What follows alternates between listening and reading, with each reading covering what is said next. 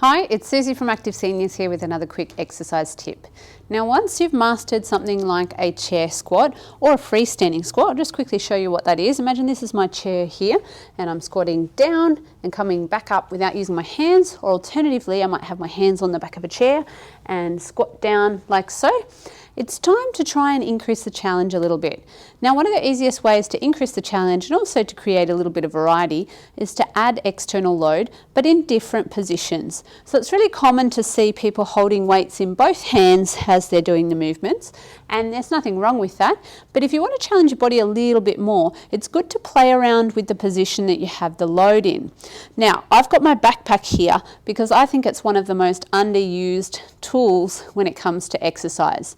You can put light items in to get started, to just add a little bit of extra weight, and then as you get a little bit stronger, you can progressively increase what you've got in it. You can also change the position. So I can carry it in the traditional position, like so, and perform my squatting movement, and it's going to add a little bit of load to my back, so I'm going to have to work a little bit harder to come forward. It's going to bias the muscles in the back of the hip and the back of the thigh area. But I can also then turn it around and place it in front.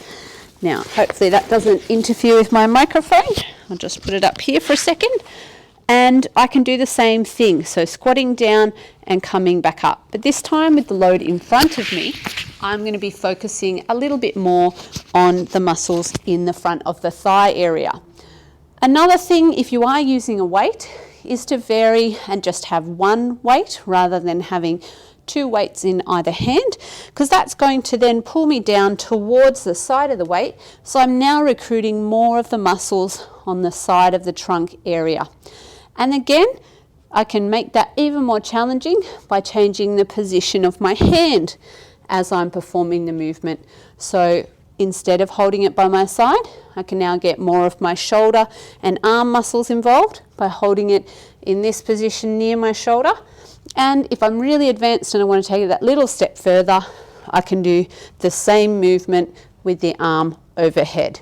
Now, that's not necessarily safe or appropriate for everyone, but the point is you can add a lot of variety with just subtle changes in the position that you carry your load.